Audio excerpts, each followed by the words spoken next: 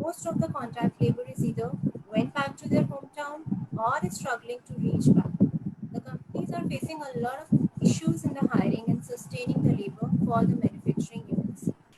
The major focus for the session will be to provide the ways to hire and sourcing the candidate using the government initiated apprenticeship scheme. To discuss on the relevant topic of apprenticeship promotion schemes, we have invited the eminent speakers from the rubber industries. We will discuss the way forward industries can opt out to hire the workforce as apprentices, the clause and reason for availing this scheme for the fresh hiring. We have invited NSDC to talk about the benefits that the organization is getting with the help of government-aided apprentices scheme, the glance of the long-term effect of executing this program in the manufacturing units region. Also, we have invited a TPA who can assist and handhold the industries for the implementation of the scheme and sourcing of manpower. Before I start with the proceedings, on behalf of Team RSTC, I welcome all the eminent speakers and we are eagerly looking forward to hear from them. I also would like to welcome all the participants from across different parts of the country who have joined this session and wish them the expected takeaway from the session. Just like to reiterate here to the audiences that they can write their queries in the question answer tab and the queries will be answered by the speakers once the presentation is over. Also, please don't forget to follow us on our social media platforms to stay connected for many such events ahead. So, first of all, I would like to invite Mr. Surajit Roy from NSTC. Mr. Surajit Roy is heading the apprenticeship division of NSTC, having a work experience of more than 35 years. He has served both in government and the private sector. He is a postgraduate in social sciences from St. Stephen's College, Delhi. In NSTC, he is also heading education, sector skill council governance, RPL, and other special projects. Now, without having further delay, I would like to invite Mr. Surajit Roy from NSTC to take the lead and start sharing his viewpoint on what are the key reforms to the previous Apprenticeship Act and how National Apprenticeship Promotion Scheme is designed to make it industry friendly and inclusive. Mr. Surajit Roy, over to you, sir. Thank you very much, Deepmala. I would like to welcome all participants on behalf of NSDC. It is an excellent opportunity for us to share with you all who are representatives of the industry from the Rubber Sector Skill Council this opportunity before us, which is the apprenticeship program in India. And I will take about 10 to 15 minutes to take you through this program. And then, of course, we will be joined by industry partners who have experienced this program on the ground. And we have a third-party aggregator, one of the leading third-party aggregators who has been associated with this program, understands it well. So after all of them have spoken and our bits, we would like to hear you all and discuss how do we take this forward. So without taking more time on this, I'll just share my presentation with you, and rest assured, a detailed presentation on whatever points I am covering will be with you on your mails by tomorrow. So I will only be not getting into the granular, but conceptually sharing with you what this program is all about.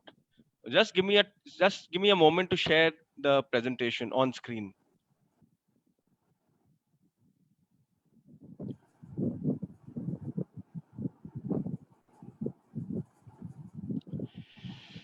Okay, so here we go.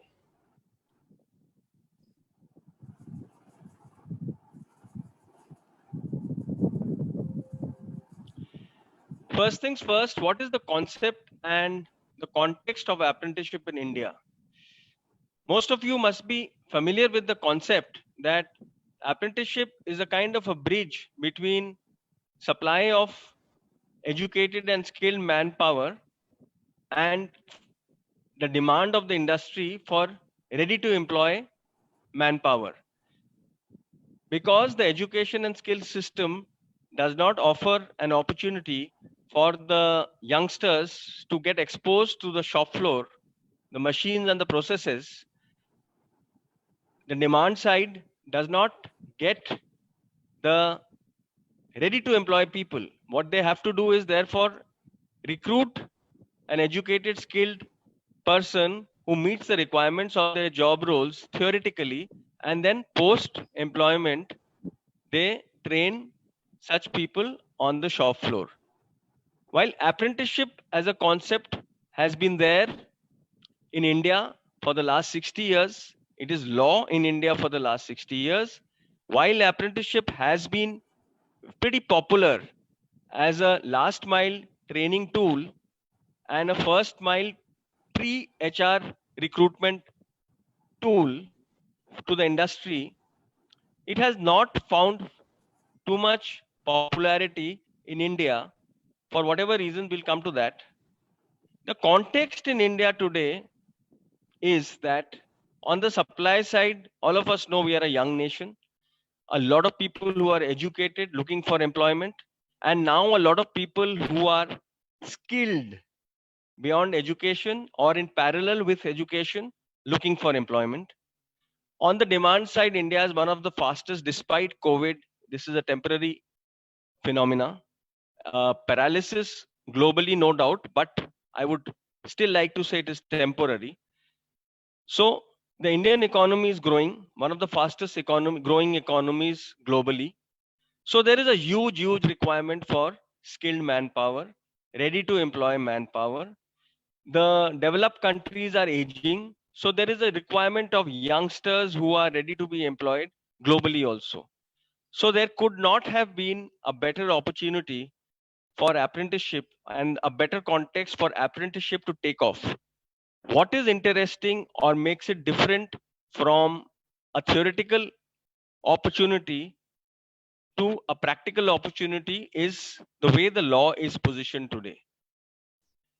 As a lot of you must be knowing, apprenticeship basically has two portions. One is a smaller classroom lab exposure of a student, which can happen even while he is in education or while he's in the skill ecosystem. The other one is the longer shop floor exposure to a student before he is employed, which would mean exposure to the machines in the context of a manufacturing industry, the processes in the context of the service industry, the culture of the company, the what is the concept of a job in the context of both. A lot of you may be knowing, a lot of you from the industry may still not be knowing that apprenticeship is law since 1961. And today, any industry which has a workforce of more than 30 employees, including contract employees, are mandated by law to engage apprentices at the rate of 2.5% of its manpower at the minimum. The other part of the law is there is a prescribed stipend which needs to be paid to an apprentice. This stipend is pegged to the qualification which are mentioned by the industry itself, by the company itself in the job roles in which it wants to run the apprenticeship program. It is not pegged with the qualifications of an apprentice, but the qualifications which are mentioned by the industry itself in its job role definition. We'll come to that. And the stipend is not much. It has been fixed. Earlier, it used to be a part of a minimum wages, difficult to understand for an apprentice, difficult to administer because it keeps changing. In September 2019, therefore, it has been fixed from, it ranges from 5,000 rupees a month to 9,000 rupees a month for graduates, 5,000 for the lowest qualified people. We'll come to that. Students. You can, of course, give more than that. This is the minimum stipulation. What is interesting is that law, the mandatory part of law, starts and ends there. That's it.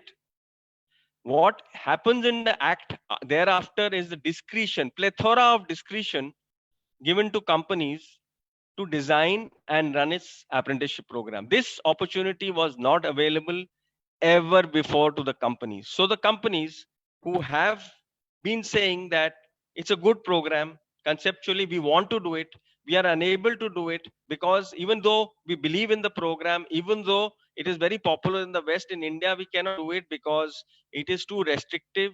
The courses which are there up in the as curriculums are dated. We can't do the program to meet our requirements. No more is that the case. And I'll just quickly run through the kind of discretion which is available under the Act since 2014-15. And it's a that the industry still doesn't know about it, and we had to make use of a paralysis called COVID virus to actually do these webinars to the two different sectors under the Indian industry ecosystem. So one is the band. While 2.5% is a minimum prescribed rate at which apprentices need to be engaged, but an industry, if it feels or if it's on a growth path, can go up to 15%. Again, industries which are smaller, which have less than 30 employees, but more than 3 employees, they can also take apprentices. For them, it is not mandatory, but it is optional, but it is not debarred. So they can take apprentices from 1% to 15%. The duration of the apprenticeship courses, the discretion is with the industry to run these courses, engage apprentices period of 6 months up to 36 months. The idea is not to be ad hoc. The idea is not that the similar industries in one sector someone will engage apprentices for 6 months, someone else will do it for 36 months.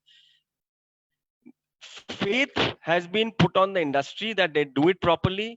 The sector skill councils are integrally connected with it, so that if they notice any mismatch of this kind, they will advise and counsel the companies accordingly. So there has to be an agreed way of doing this, but the discretion and the design is left to the companies.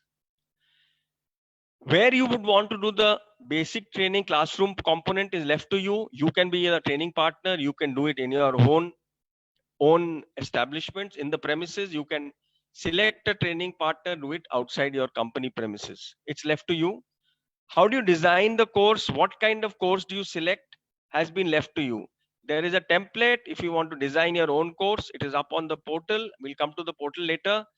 Very simple template. You just fill it up, and it has essential clauses which you need to cover so that nothing gets missed out, including those things which I said.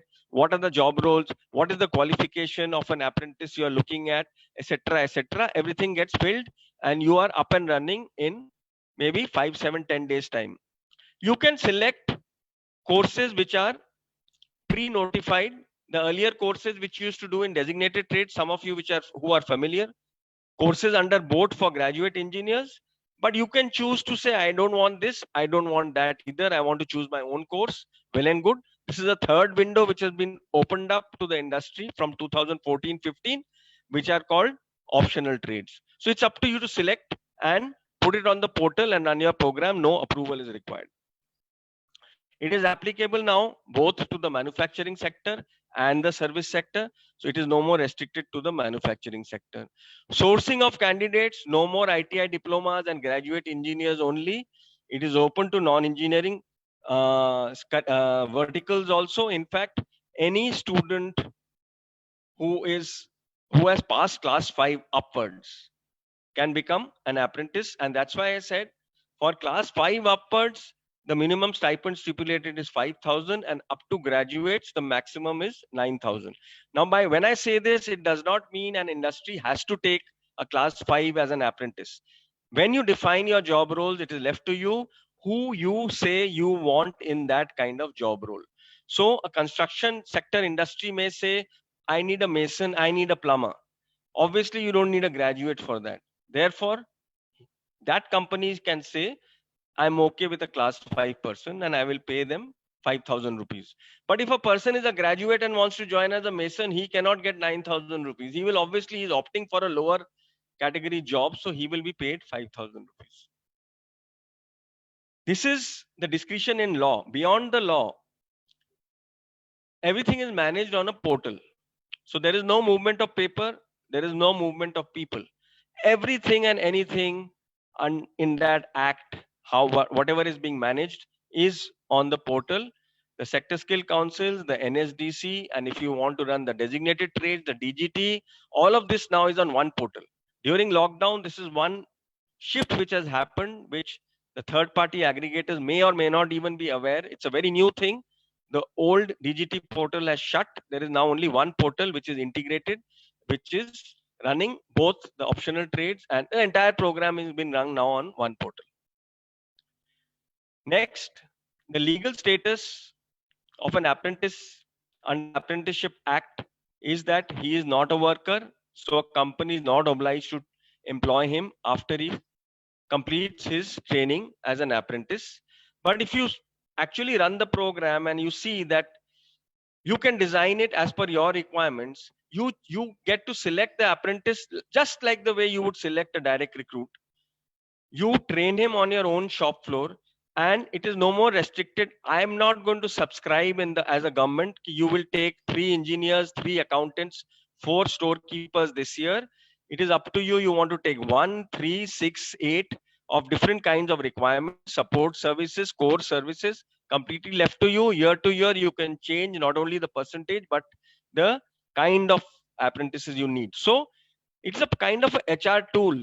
Last mile last mile connect of the skill ecosystem and the first mile connect for recruitment. So after doing all of that and after training everybody, after they pass, if you feel they are still not required by you, then I think you've got that basic thing wrong. So anyway, so the long and short of it is you are not required or obliged to employ them. And the good part is the ESI Act and the EPF Act say the same thing about apprentices. Apprentices engaged under the Apprenticeship Act. This is important. Not you can't call an intern an apprentice. An Apprenticeship Act has a requirement of a contract between the industry and the student. It has that stipend requirements to be paid. So it has to be under the Apprenticeship Act. Only then you will get the benefit of no deductions required under ESI and EPF. Anything over and above the basic legal mandate is covered under the CSR spend. So suppose someone basic legal mandate is 2.5%. If you do 15%, so the additional spend on apprenticeship qualifies under the CSR mandate. This is a clarification issued by the MCA and it is on the portal. As if this was not value proposition itself, there is a financial incentive also available to the establishments under the National Apprenticeship Promotion Scheme, which is known as NAPS, where a part of the spend on stipend and a part of the spend on the basic trainings incurred by a company are reimbursed to the company through the portal, through the PFMS, into the accounts of the company. There is a very simple process which has been prescribed on the portal. So this is also available, but don't equate NAPS to apprenticeship. Apprenticeship was everything which I told you before this. If NAPS is anything, it is only an icing on the cake. The value proposition which you have as an opportunity to run or use an apprenticeship program to get the right people, to get the ready to employ people, is actually the cake. NAPS is an icing and it comes with its trade-offs because it is you're taking public funding. So it comes with a certain trade-offs, like in case you take NAPS, then you have to have the course you need to run has to be pre-approved by the government, etc., etc. So I would leave it at that. The experiences, I think the third-party aggregators and the companies can share, or you can ask questions on that. This is a look and feel of the portal. All the functionalities are there live into production, which includes registration of company, registration of people who want to become apprentices, the marriage of the two, the posting of apprenticeship opportunities, the posting, uploading of the curriculums, assessments, certifications, monitoring, basic training, claims, etc., etc. Operational framework, only thing you need to know is if you're a company which is having operations in more than 3 states, you fall under the central government jurisdiction. If you are a company operating in 3 states or less, you will have to report to the respective state governments. Third party aggregator, I will not cover this because we have a TPA who will be joining in, and he will cover this part, I think, in a little bit of more details. Interesting trends. Firstly, the dampener.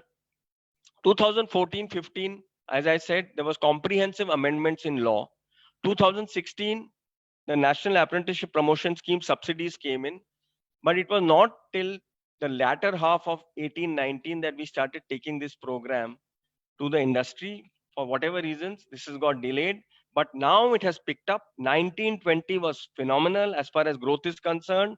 Overall, the number of apprenticeship contracts in the ecosystem rose by 50%, which was at 2 lakhs per annum in 18-19, has crossed 3 lakhs in 1920. Even more important is that the optional trade window, which is the job roles which are being opted by the industry as per its own designs, not the ones which are pre-notified by the government, has shot up by more than 6 times. So from a 14,000 in 18-19, it's nearly 1 lakh number of contracts have been signed in 1920. So this is a good sign because this is where the private sector industries are coming in, seeing the value proposition and taking on to the program in a big way. Some big players have come in. Some sectors have become active. Some sectors are still not there. And a lot of more big players have to come in. You will see the rubber sector is still not there in a big way. And that's why I came onto this webinar on my own myself to talk to the industry. Potential.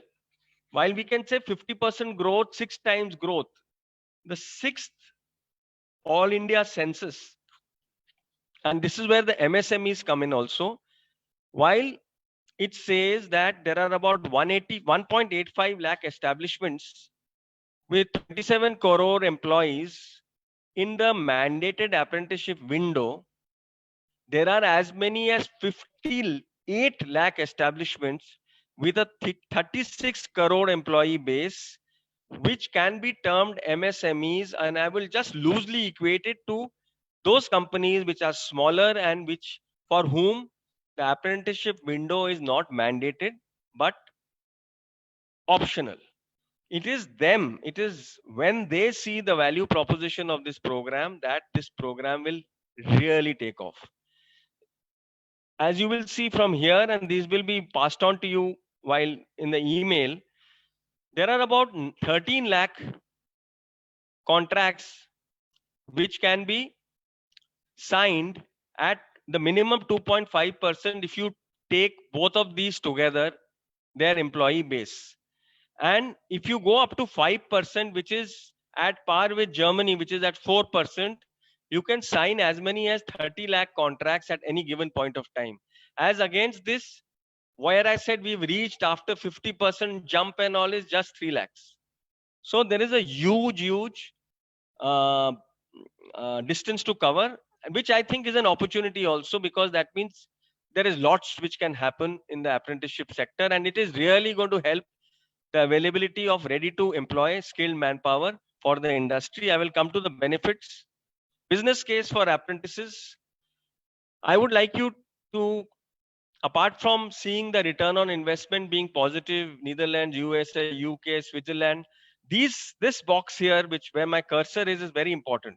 This is an ILO study, and it says that when compared to a direct recruit, the productivity, the motivation, the retention rate are higher, much higher in the case of apprentices.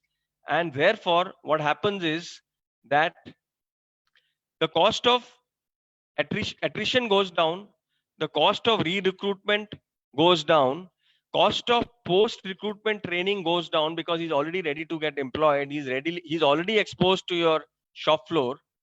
Then, so these are the benefits a company gets immediately, plus he gets a reimbursement if he opts for stipend. If he opts for NAPS, then of course there is a benefit he gets on PF and ESI exemptions, and Instead of paying a salary to a fresh recruit who's not been tested on the shop floor, you engage an apprentice, test him on the shop floor, even though you have recruited him, you've selected him, and see if he gels in the culture of the company. He is good practically on the shop floor, on the processes, and the apprentice also gets an opportunity to see whether he fits into the culture of the company. The apprentice is earning while he's learning. So this entire association becomes very, very interesting and very, very serious. It don't equate it with internships, which are an arm's length way of doing things. So it's a fantastic program for a student to get shop floor exposure. It is a fantastic program for an industry to get ready to employ people. And it is a fantastic opportunity the way the act and the rules are positioned today. And it is equally exceptional that the entire program is being run on the portal. This is a look and feel of one flyer we've done for the industry, and we have told the entire ecosystem, whether it is the sector skill council, third party aggregators, industry associations, to just use this visual so that the message gets strengthened. It's the same message which is being passed on, and the essence of the entire presentation which I have made is in this one single flyer. Thank you. That's all I had to share. Thank you very much.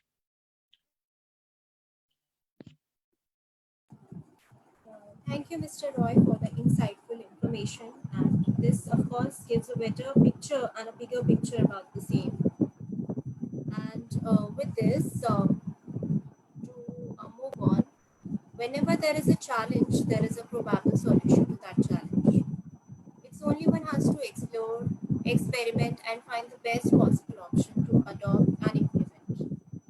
The hiring workforce is the biggest challenge in most of the industries in the rubber sector post-COVID effects. Hiring the right kind of manpower and to retain them is the task on the shoulders of the HR of the industries. Apprenticeship scheme is for providing all the benefits and keeping the interest of the industries in mind. The industry perception is sometimes that the scheme demands the documentation and other formalities that possibly they don't want to spend time in doing. To encourage those companies to take an extra step and avail the benefit and take the apprentices for the betterment of the society, there comes the role of a TPA. A third-party aggregator approved from NSDC have a very good knowledge and experience in handling the entire process and documentation of the scheme. They can provide that helping hand to the industry from step number 0 to end. So the next speaker that we have is one of the NSDC approved TPA. He is a director of Yuva Shakti Foundation, one of the TPA registered with NSDC. He himself is MTech with more than 10 years of experience on industry integrated programs, collaborative programs between industries and universities. Yuva Shakti Foundation headquartered at Pune and having a presence in 18 states and associated with 415 industrial training partners. So, Mr. Satish, we would like to know that what are the key benefits for the industries and how the industries can hire apprentices and the role of training partner aggregator appointed by NSDC. Over to you, Mr. Satish. Thank you, Deepmala. Shall I share my presentation? Yeah, sure.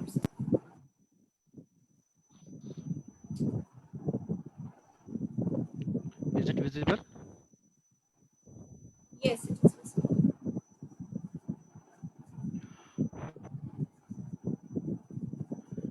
Yeah, thank you very much. Good evening, all. Hope you are all doing well in this crucial situation. We'll see the role of third-party aggregator TPA in optional trade apprenticeship under a NAV scheme.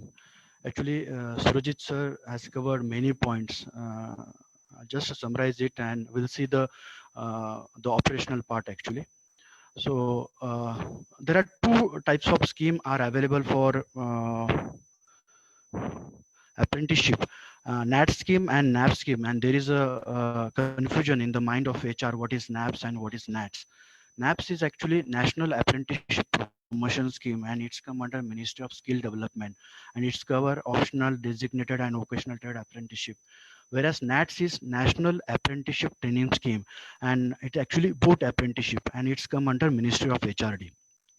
Under trade apprenticeship, there are two trades, that is designated trades and optional trade. As Surjit sir said, in lockdown period, previously there were two different websites for designated and optional trade. Now they have merged, and one single website is optional. Available for implementation both for optional and designated trade. That is apprenticeshipindia.org, and it is very industry friendly website compared to the previous website. If you see the operational framework for designated trade is monitored by DGT and at state level by RDAT, whereas optional trade is monitored by NSDC and further implemented by SSC, industry chambers, and state skill development societies. So what is optional trade basically? Optional trade is basically any course in engineering, non-engineering, vocational, and or it is developed by the industries as per their requirement to deploy the candidate under apprenticeship. Basically, optional trade offer more flexibility to the industries to deploy the candidate or to create the course as per their requirement. As you are aware, previously the apprenticeship was limited to only manufacturing segment, that to DGT and ITI courses only.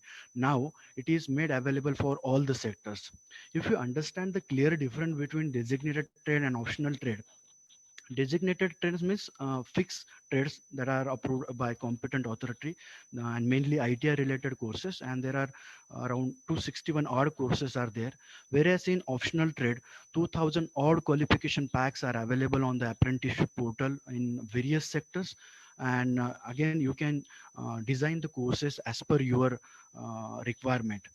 In designated trade, at the end of training period, examination and assessment and certification is by NCVT, National Council of Vocational Training. Whereas in case of optional trade, either industry can do the certification in case of non-NAPS, or in case of NAPS scheme, approved courses, sector skill councils are doing assessment and certification. So the role of sector skill council is very important. In our case, the rubber skill development council role is very important in optional trade apprenticeship. Why it is important?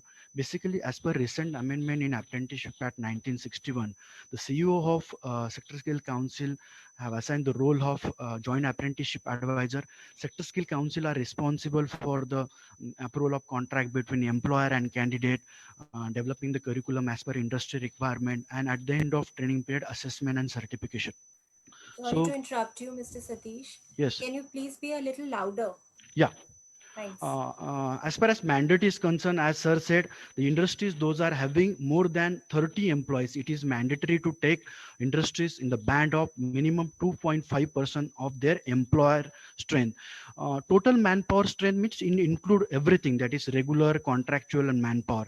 And what is a thumb rule to calculate the manpower strength is that the strength of worker is calculated or shall be calculated on the basis of average manpower strength in the preceding financial year. You won't require any kind of document to get approval of this. You just need to enter the figure in the portal while doing the registration. So what are the candidate or who can join OGT directly under optional trade is, as per recent amendment in September 2019, ITI pass candidate, any ITI rather, diploma degree, any diploma degree, short-term skill certificate holder, and pursuing diploma degree holder can join on-job training in optional trade apprenticeship.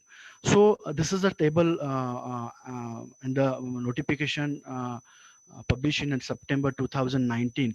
These are the candidates that mean route of apprenticeship training, and they are exempted from the basic training. Basic training exemption means you can deploy directly for shop floor training, and the training duration is 6 months to 36 months. We need to understand it is not entirely 36 months. It is a different for different job role. These are the some of the job roles I have summarized from the rubbers industries, say machine operator assistant and plastic sack, or say quality supervisor, mixing supervisor, and training duration is mostly 9 months, and for some other job role it is 12 months or 13 months.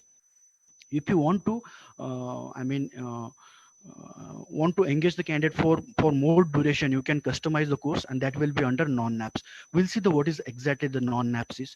So as I said, the training duration previously, for the say DGT related courses or boat related courses is fixed, either 1 year or 1.5 year, whereas in optional trade is it a different for different courses.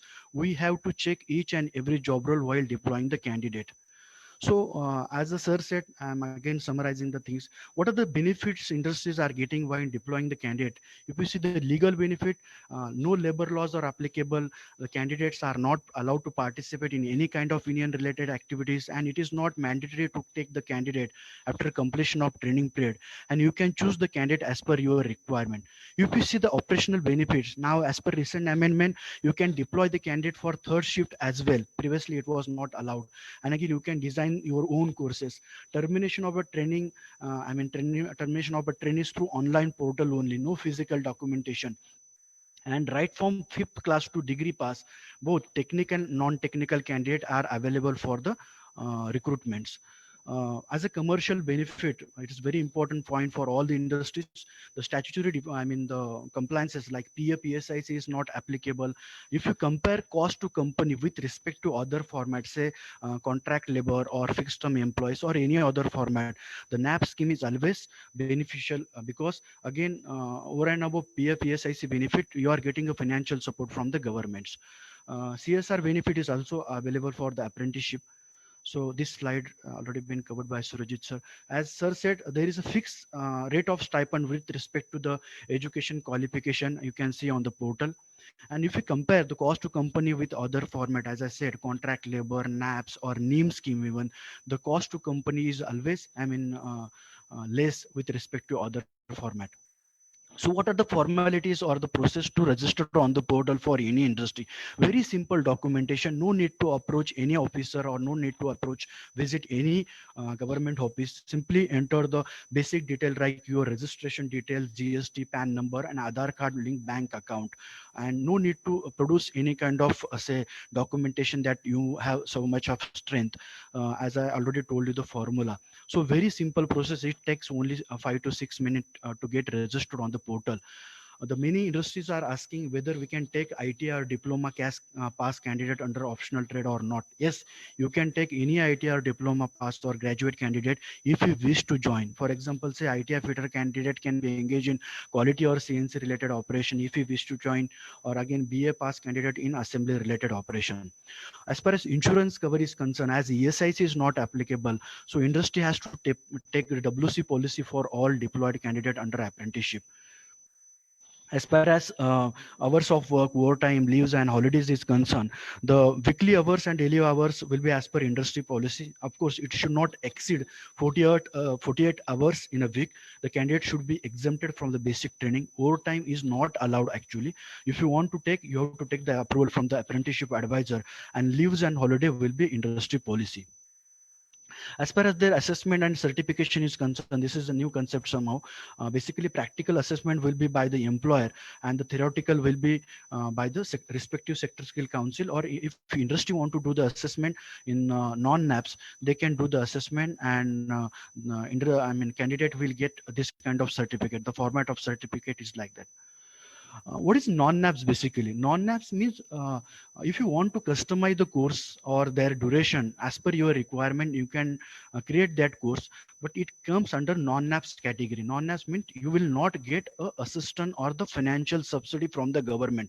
Rest benefit, that is PF, ESIC and legal benefit you will get, but you will not get a financial benefit. So you can customize the course, you can customize the duration of the training program. That is the non-naps. And as a TPA will help you to develop the curriculum and to the formalities under non-NAPS.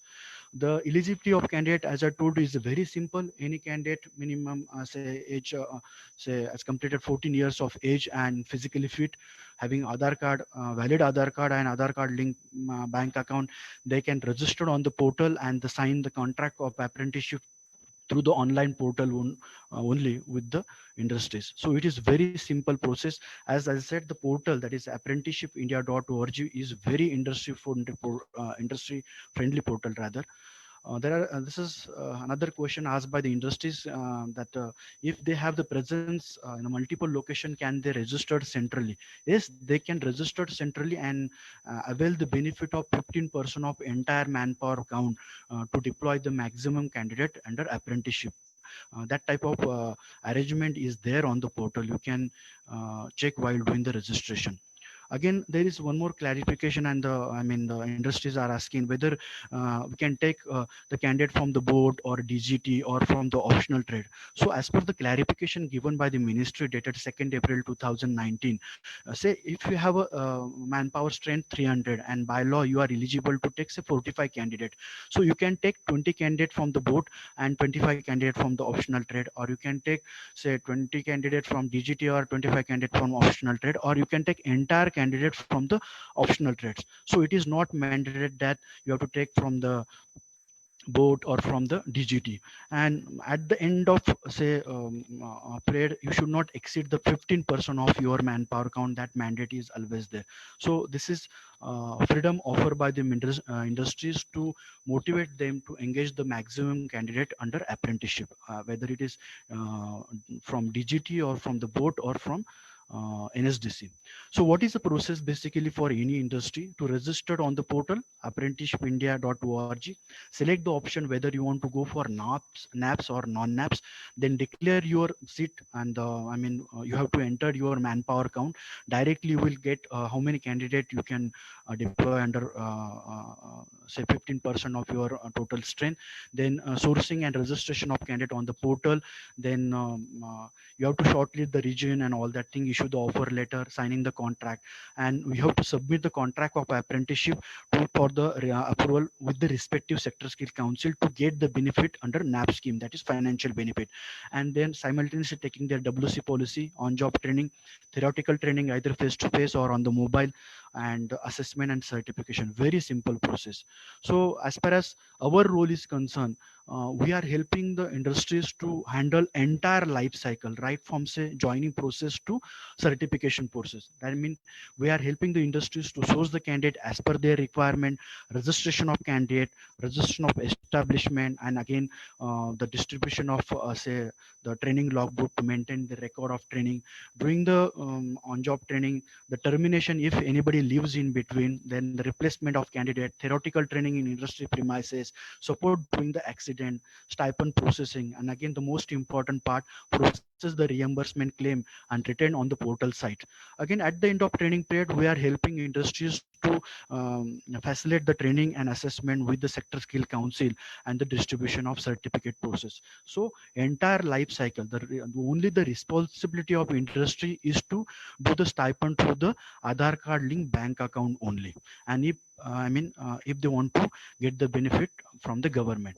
As far as sourcing is concerned, basically we are sourcing the candidate from across the India as per requirement. We have very good connect with the educational establishment, skill development centers, and campus drive. Through the campus drive, we are recruiting candidate, and with in this crucial period, we are facilitating the travel pass with the help of industries and as per the norm of local authorities, administrative authorities.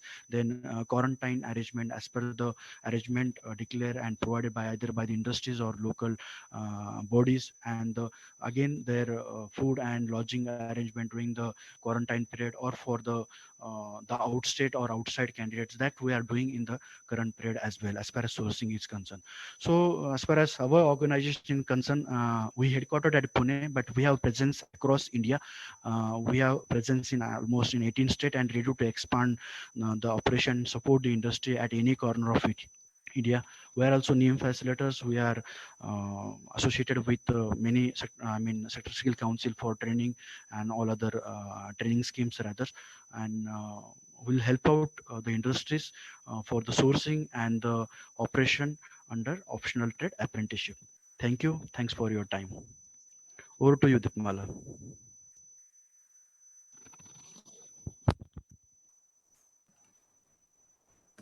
Thank you, Mr. Satish. It was very pleasure talking to you, knowing about the various facts and figures about the apprenticeship, and of course, it will be beneficial for the industries which are participating here. And whatever questions the audience is having, please write your questions in the question and answer tab, and we will take all the questions at the end of the session, of course, when the presentation is over.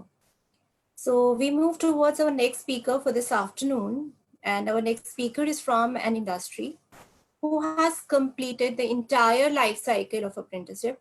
They have experienced in hiring apprentices, paid stipend, and got the reimbursement from the government also. They are hiring apprentices from last 1 year, and we have invited Mr. Sanjay Kulkarni, who is the head HR in Oriental Rubber Industries Private Limited. He's a very senior person with nearly 30 years of rich experience in the human resource. He has worked in manufacturing unit of rubber, plastic, and chemical industries.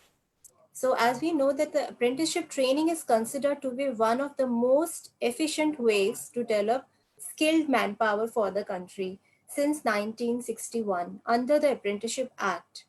So how do you feel the NAP scheme has changed the way industry look out to hiring apprentices, and share your organizational experience so far under the scheme? I request Mr. Kulkarni to kindly share your viewpoint regarding the same.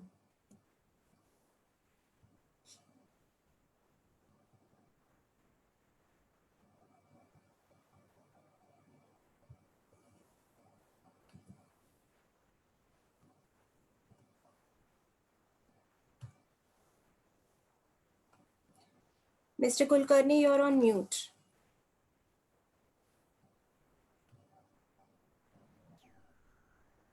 Is okay? Yeah. Thank you, Deepmala and RSDC, for giving me this opportunity to share my views, practical views on the Apprenticeship Act and NAPS. So I'm having around 30 years of experience, and I started my career from Larsen and Toubro Limited, Ahmednagar Works, and we were engaging apprentices over there. And every year we used to take tool and die makers around 25 to 30.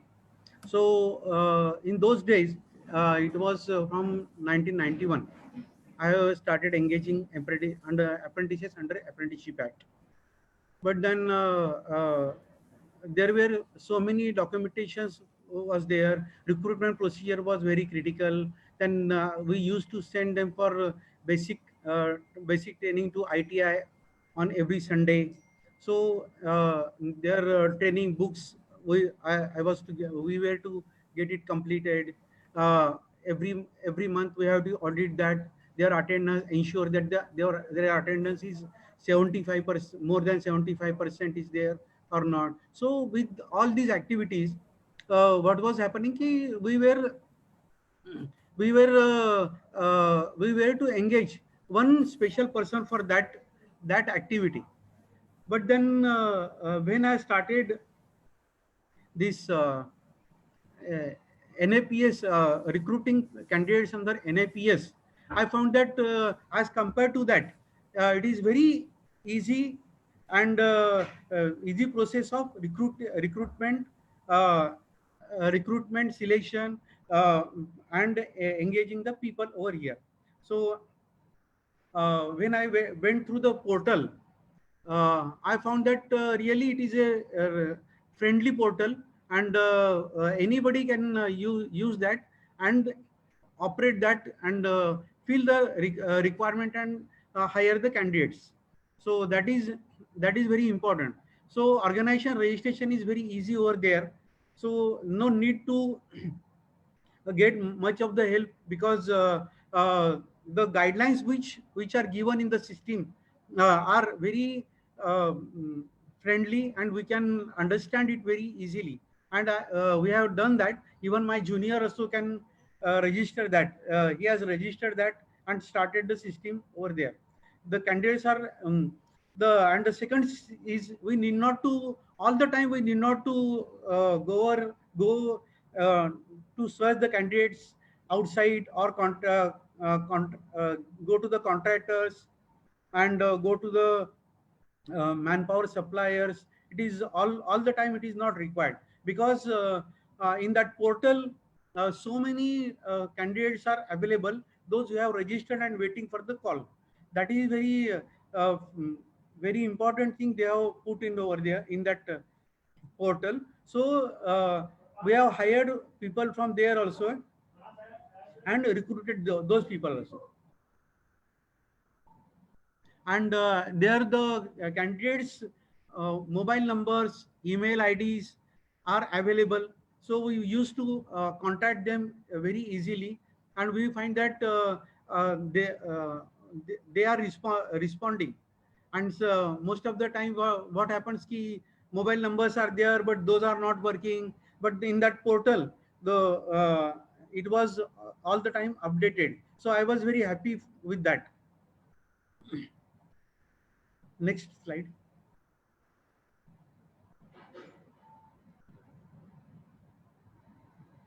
Next slide, please. Hello. Hello. Yeah, just a minute, sir.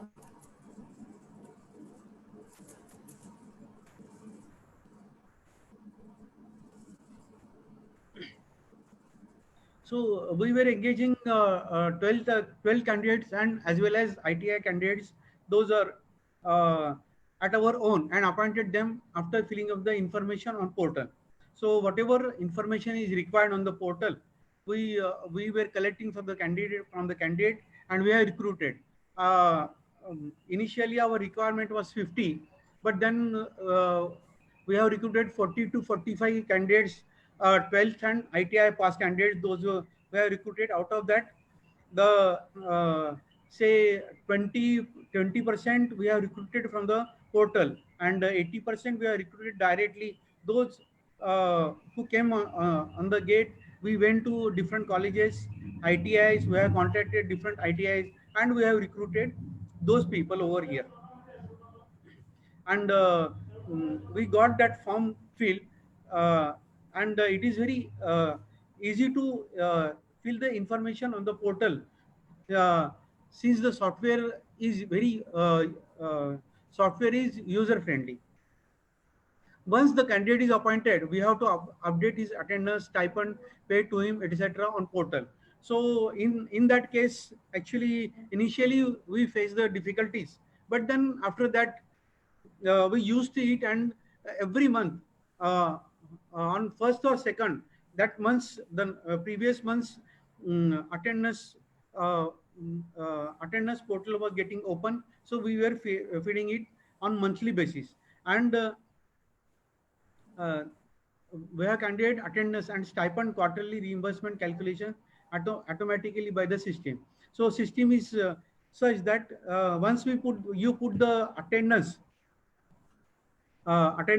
days of attendance, you will automatically get the calculations of your payment. That is very useful. And over and above whatever you are giving, like any incentive, our company is also giving incentive, award in such case, in terms of money. So we were adding that in that system, and it was also accepting.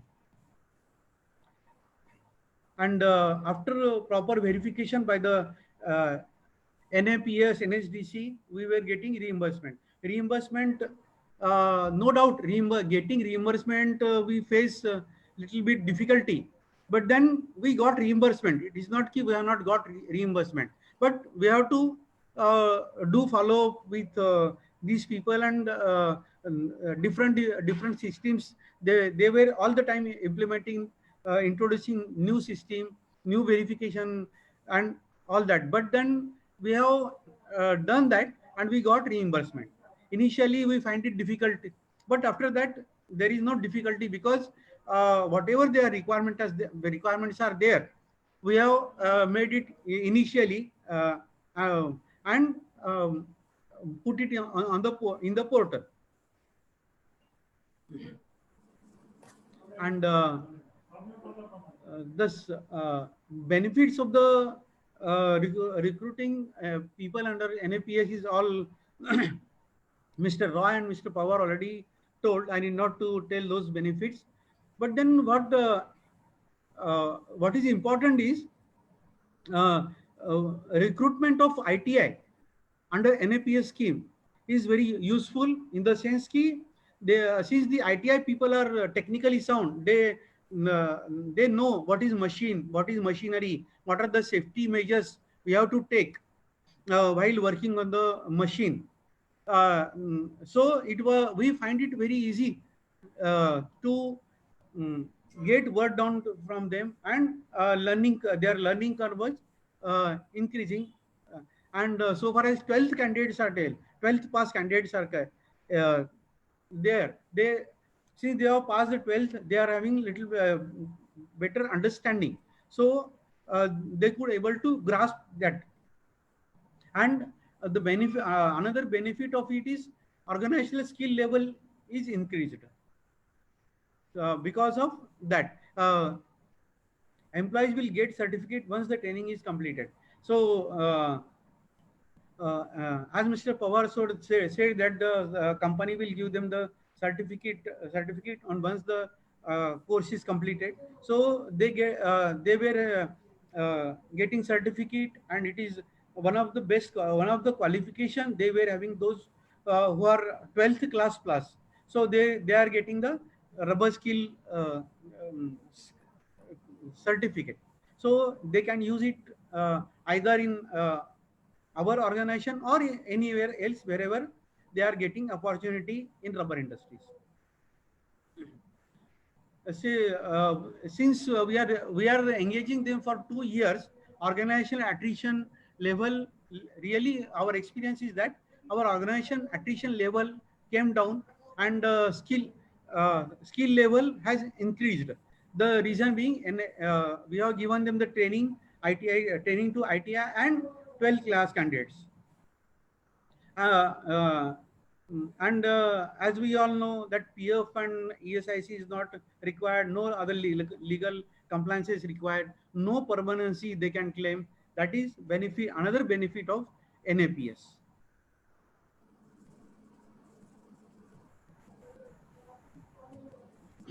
And last, actually,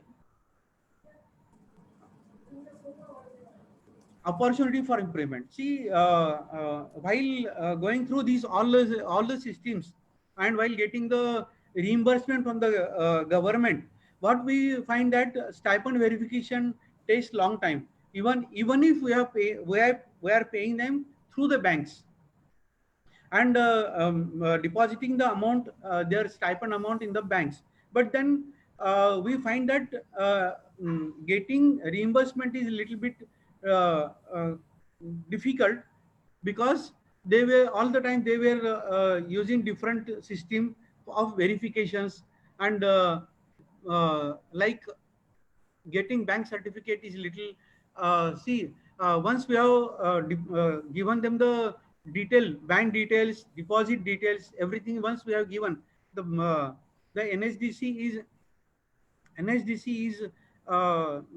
sending that to sending few samples to us, and they are saying ki you get sample verification done for verification, and get certificate from the concerned bank. For that you have deposited the stipend amount in their account. So actually most of the time what we experience ki bank are registering to give special certificate on that, because the reason is they are they are saying logically it may be correct, because they are saying, see, we have given you the bank statement where it is showing that the X person has uh, deposited the stipend deposited, and it is verified. So why you want that? So the company and the organization, we are we find that it is not matching, and we find it difficult to get that. So, but then the system and everything is very good.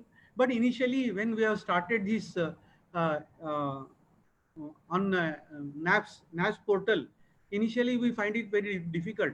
But then RSDC help us a lot And I should give special thanks to implementing and getting reimbursement from RHDC is give special thanks to Ms. Suchita Roy and Deepamala for helping us to get the proper reimbursement. They have guided all the time, and they have given us the very good service guidance. Now we are capable to do it independently. Thank you.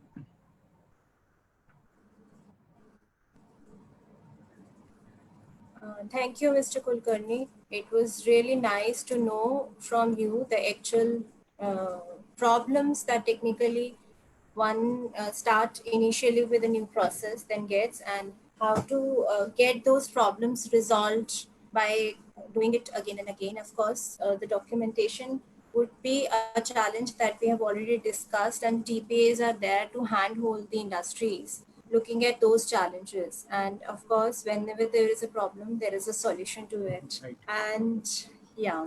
So we have many questions being asked by the audience, and due to lack of time, we can quickly take up certain few questions, whatever possible in the span time.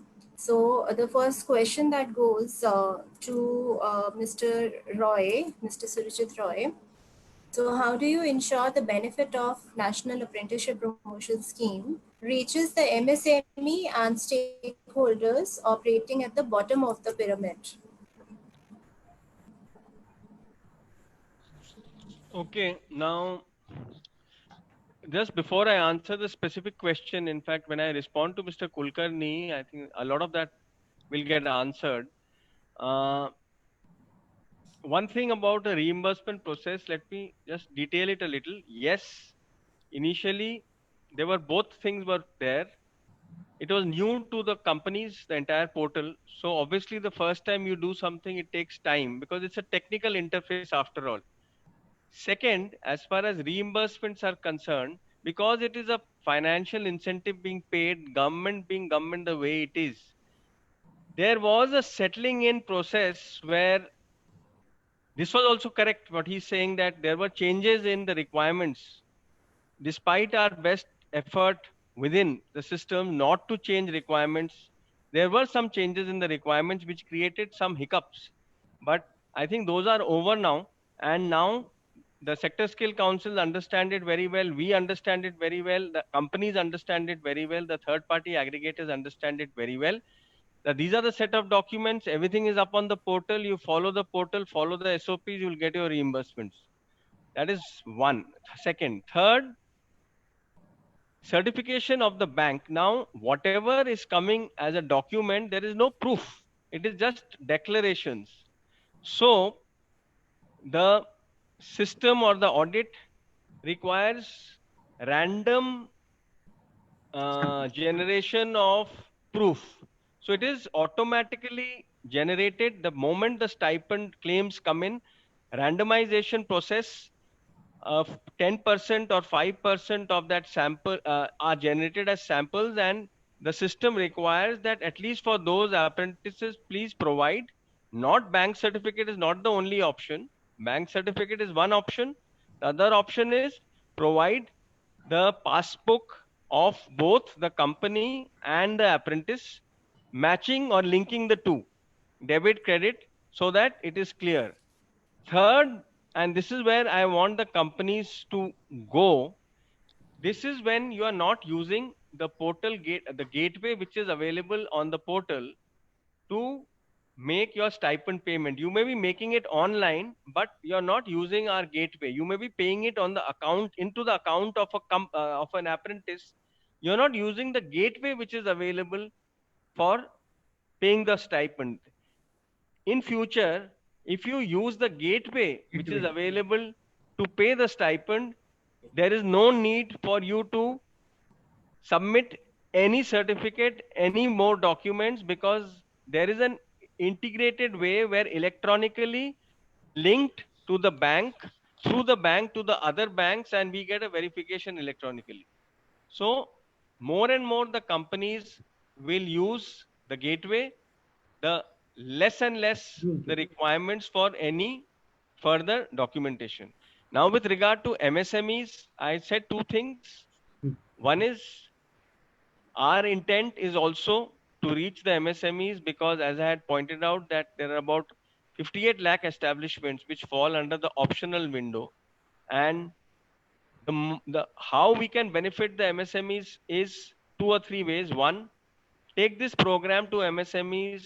There is a saving which is available in the program itself, even without the NAPs. The moment the MSMEs start understanding this and using this tool, because in any case they recruit people, they train people, they spend a lot of money on all of this, and they recruit people as employees who come under minimum wages, etc., etc.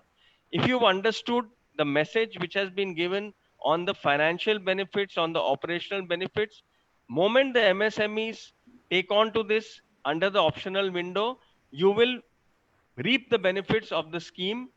And in addition, if you opt for NAPs, with the pros and cons of opting for NAPs, you can get additional benefits in terms of reimbursement support. And so this is the kind of, thirdly, what the government is also considering is, as far as the smaller companies are concerned, but this is still under consideration whether to increase the percentage of stipend support to the smaller companies. So these are a few things where I think it will help the smaller companies. And lastly, we are telling the larger companies to help the smaller companies to run their apprenticeship program, and this is allowed under the act, that the larger companies can offer their shop floor to train the apprentices of a smaller company on their shop floor. Secondly, if a larger company, for the benefit of the overall sector, takes up to 15% of its workforce as apprentices, need not recruit all of them. The ones which they do not recruit but certify are ready to employ people for the down the line industries, their ancillaries or franchisees, to recruit as ready to employ staff for the MSMEs. So this is how the larger picture looks, and if it is understood well and implemented as per design, this program is going to definitely help the MSMEs to overcome their challenge of trained manpower. Very well said, Surajit sir. I really appreciate. And the next question, though we have many questions which are coming up on the processes and procedures, we will not be able to take all the questions over here in the webinar because of time constraints. Definitely, we are going to answer all these questions. One, we will share the document across to all the participants who are going to join this meeting. And just to quickly take one more questions for the Mr. Pawar, how TPAs can support the industry at this current situation when they immediately need manpower on the shop floor, Right. as the migrant workers are not available. Say, now the industries are started their operation with the guidelines issued by MHA and the local administration. So based on their requirements, whether they are operating with a 30% or 50%, we are sourcing the candidate as per the guidelines only. Now the inter-district movements are also restricted. As and when it get open, we'll source the candidate or the recruit the candidate from the rural part of say districts or area or the local area, we can say. And we are in touch with many educational establishment and centers, and when we get an opportunity to mobilize the candidate from outstates, we are sending the the bus, we are arranging for their quarantine, their travel pass and all that things. Again, it's depend on the local condition only as far as the support is concerned. Uh, Thank you, Satish. And there are many questions, of course, that we can answer. And we will try to take the answers from the respective speakers and we'll post it over the mail to all the participants. Of course, something related to processes and procedures. So we'll have to answer them all for sure over the mail. And we will take the respective answers from the speakers. So since we have industry has already got an experience into the NAPS program, Mr. Sanjay Kulkarni, do you recommend such program or apprenticeship program? And would you like to be aspirational for the other industry members to join the same? Definitely. Definitely. I'll recommend this NAPS program for everybody should take part in that and recruit people under NAPS. It is not very difficult. Okay.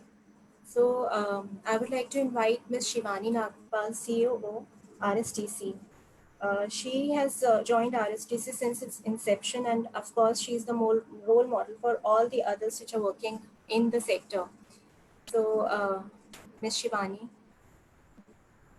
Thank you, Deepmala. It was a very interesting session, and I believe our audience acquired a detailed insight about the National Apprenticeship Promotion Scheme. The scheme is catalyzing the entire apprenticeship ecosystem in our country, and it offers a win-win situation for an employer and apprentice both. Manufacturing sectors like rubber will be successful in getting the best out of the apprentice by giving them the practical experience in the real work environment. And on the other side, it provides the opportunity to the youth of our country to be skilled. Hence, I would request all our industry members to connect with RSTC to register under the NAPS scheme. And if you would like to know more about the scheme and getting the skilled manpower on your company shop floor, request you to please connect with RSTC and we will give you more detail about the scheme. I can see in our chat box and in our question and answer, many of you have asked us that if you will provide us the presentation or the recording of the webinar. As Deepmala has stated you earlier also, due to the time constraint, we are not able to take up all the questions, but definitely we are going to take this question to our respective speakers and will provide you the relevant answer for it. And we are also going to share you the way forward that how industry can come forward and join into the apprenticeship scheme, and the recording of the videos and your answers from the speakers as well in the next email. I would like to thank you, our eminent speakers, for sharing the detailed information and benefits about the apprenticeship scheme with our industry members. And definitely we look forward that more and more industries are going to come forward and join for this scheme. Mr. Surajit Roy from NSDC, Mr. Sanjay Kulkarni from Oriental Rubber Industries, and Mr. Satish Pawar from Yuva Shakti Foundation. On behalf of all of us at RSTC, we would like to thank you for taking out the time for this webinar. And at last but not the least, all the participants who has logged in from different locations across the country, we saw around 250 participants has joined us for the webinar today. And once again, on behalf of all of us at RSTC, thank you so much. Stay healthy and goodbye. Thank you. Thank you. Bye-bye. Thank you. Thank you.